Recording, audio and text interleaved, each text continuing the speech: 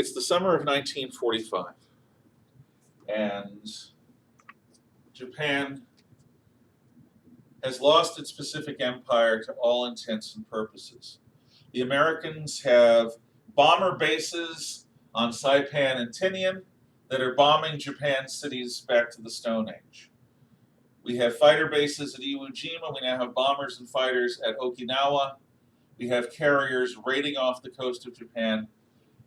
In 1944 and in 1945, Admiral Halsey steers the American fleet into not one, but two typhoons.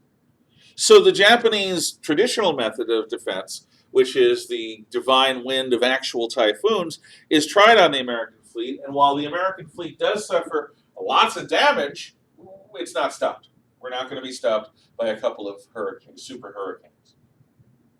The Americans are looking at a war that could last up till 1950, that would cost well over 1 million dead, tens of millions of wounded.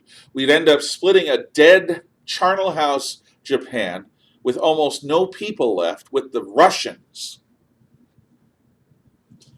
For what? Because there's no choice. Yeah, Japan still has armies elsewhere, but they're impotent. They can't get involved. But the Japanese people have proven on Saipan, on Okinawa, and elsewhere that they would, for the most part, rather die than surrender, and that they'd rather die killing Americans as they go. Something new is going to be needed if we're going to avoid this horror show. My in-laws were going to be part of Operation Olympic. My father-in-law was going to command a landing craft.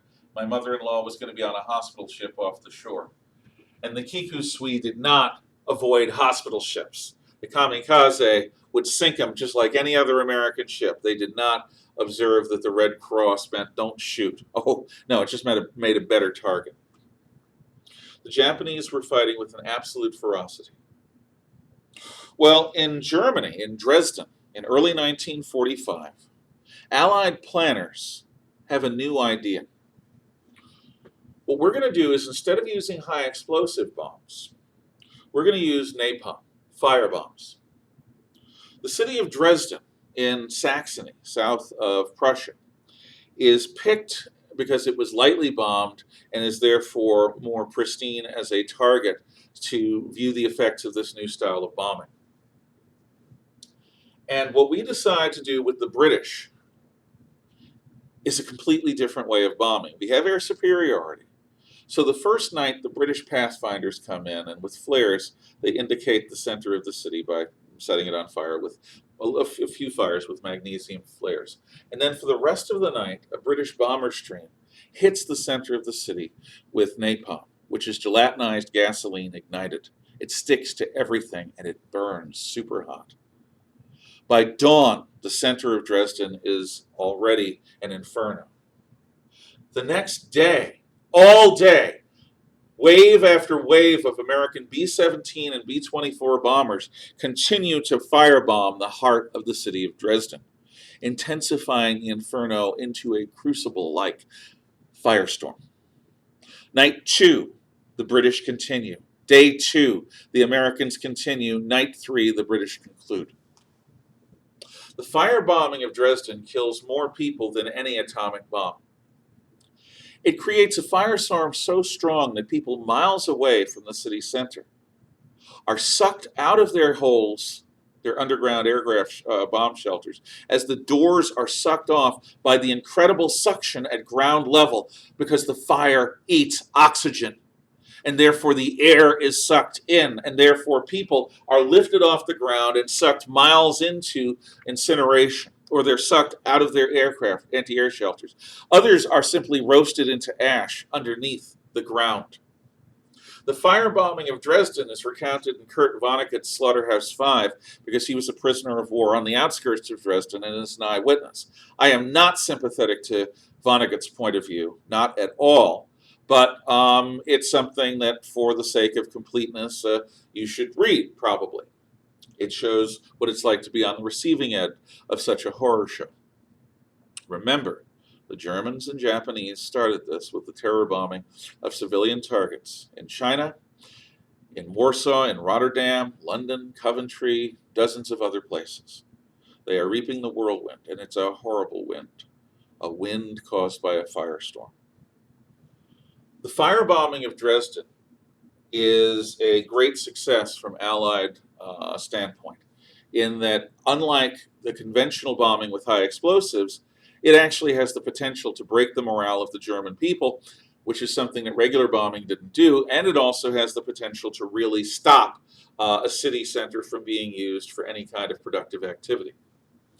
The war ends before we do another Dresden-style firebombing, but incendiaries are used in Hamburg, Bremen, and dozens of other German cities, and I'll show you pictures of them in the addendums, the what's left of the cities.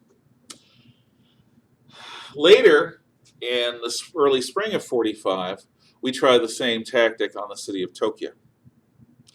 If you ever see the first Godzilla movie, Gojira, from 1954, what it does is it reproduces to a very small degree the American firebombing of Tokyo, which also kills more people than any atomic explosion has so far.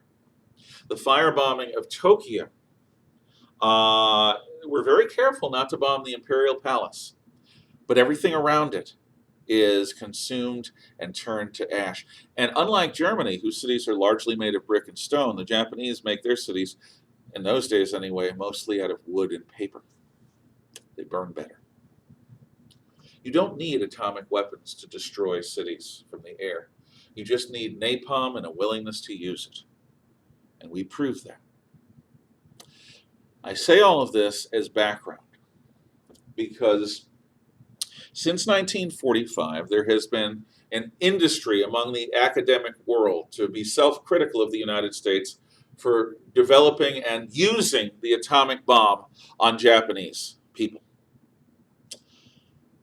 If we had invaded Japan, all indications from declassified papers and everything indicate that the Japanese race would have been wiped out. There may have been a few thousand survivors, but as a culture and as a distinct ethnic group, Japan would have committed mass suicide in defense of its god emperor. That the nation of Japan would have become a giant empty graveyard. That it would have been incredibly vicious and deadly fighting for the Americans and British and Russian troops that would have had to go in there. That as we got closer to Japan, its military and civilian populations became more and more willing to engage in mass suicide attacks in hopes of killing even a few Americans to dissuade us.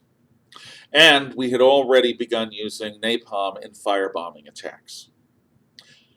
President Roosevelt dies of natural causes in early 1945.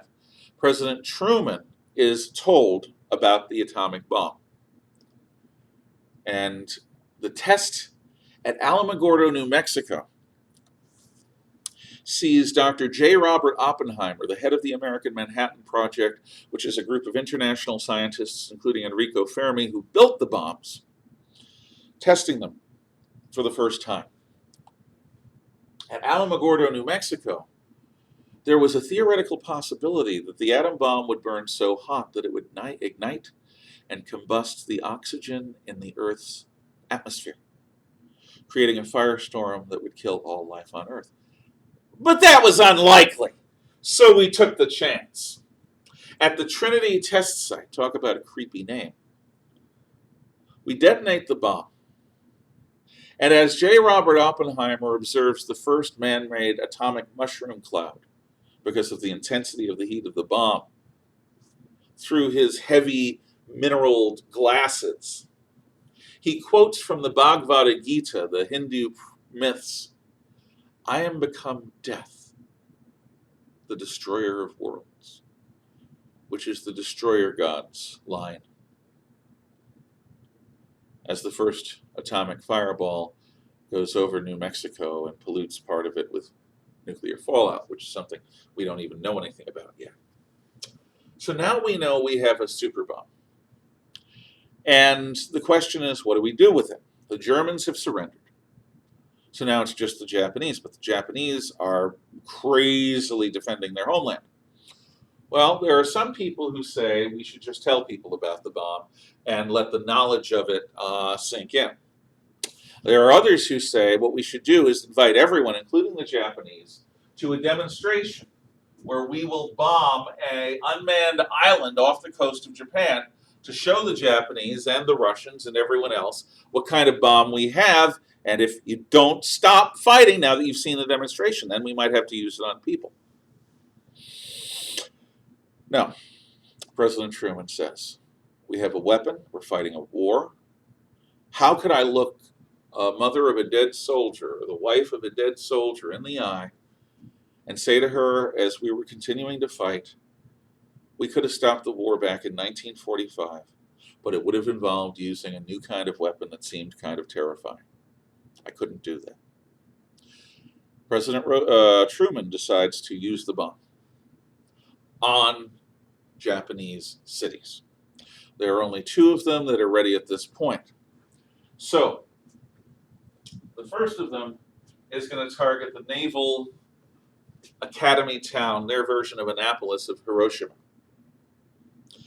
On that morning, the B-29 Superfortress Enola Gay, commanded by Colonel Paul Tibbets, takes off. This is a specially trained crew from a specially trained unit, and they fly with a single B-29 as escort to film the event. They open their bomb bay doors. Hiroshima had been barely touched. Again, if you're going to test a new weapon, you don't want to test it on ground that's been churned up. You want to test it on fairly virgin territory. We drop the bomb. The aircraft goes way up because it's a super heavy bomb, turns off, and this uranium bomb called Little Boy, 15 kiloton explosion, 15,000 tons of TNT equivalent. The center of the area is liquefied and disintegrated, nothing but ash. Beyond that, everything is killed by the heat and fire. But at a certain range, there are these things called Hiroshima shadows, where the only thing left of people, it's sort of like the creepy leftovers from the city of Pompeii.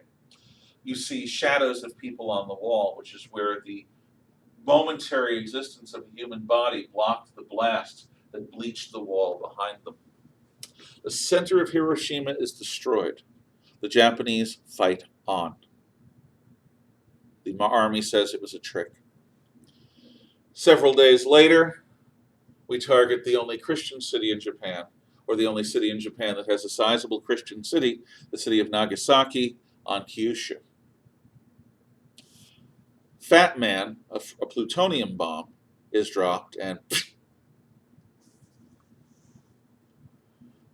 same thing, about 15,000 tons of TNT, which is by modern standards a tiny little bomb, but it was enough to destroy the city center of Nagasaki and a single bomb. At this point, the Russians engage in attacks all across their Siberian line, attacking south into Mongolia and China.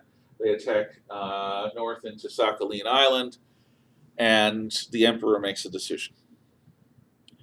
The emperor records a radio message to be broadcast the next day. That night, army forces, friendly to the Kamikaze Corps, launch a coup attack to try to destroy or hide the emperor's message. The divinity must not disgrace himself.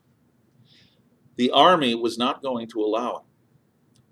They got to the NHK headquarters in Tokyo, which is the radio broadcasting company for Tokyo, still is, and they kill the manager of the radio station looking for the emperor's message. He refuses to divulge it and is killed. And that army coup attempt is led by the very same kinds of young officers that launched the Manchuria invasion back in 1931. This attack, this coup attempt, is broken up by the last American B-29 raid of the war. The next day, the emperor's message comes out and is broadcast all over the Japanese Empire. For the first time, the Japanese people hear the voice of their God Emperor saying these words: "We must endure the unendurable." Japan unconditionally surrenders.